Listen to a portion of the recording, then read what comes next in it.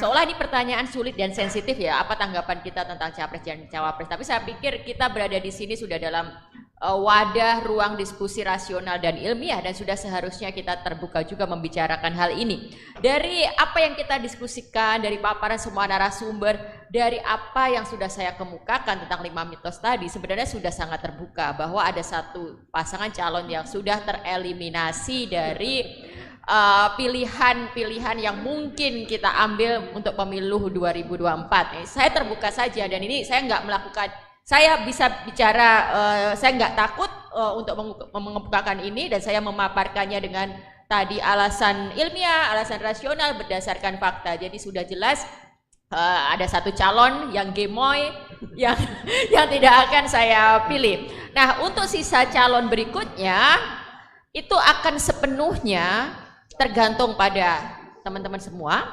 Tapi bagi saya dalam memilih antara dua calon ini, yang harus kita lakukan adalah mari kita lihat visi misinya, mari kita lihat track recordnya, mari kita lihat rekam jejaknya. Jadi mari kita jadi pemilih yang rasional, yang independen berdasarkan naluri kita dan berdasarkan kepentingan kita.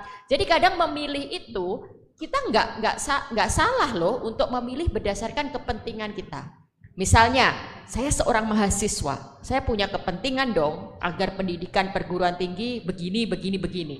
Oh, berarti yang harus saya pilih adalah calon yang paling dekat dengan itu.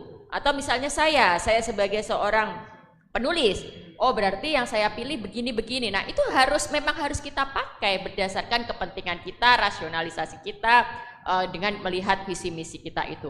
Satu hal lagi dari saya, siapapun yang menang nanti, apakah misalnya Ganjar atau Anies, bagi saya perubahan adalah hal yang harus dilakukan. Jadi kalaupun Pak Ganjar menang, ya harusnya melakukan perubahan. Anies menang, ya lebih-lebih lagi harus melakukan perubahan dong. Kita nggak bisa dong membiarkan kondisinya kayak gini terus dengan segala yang kita diskusikan tadi. Jadi jangan anti terhadap kata perubahan. Change is inevitable kan?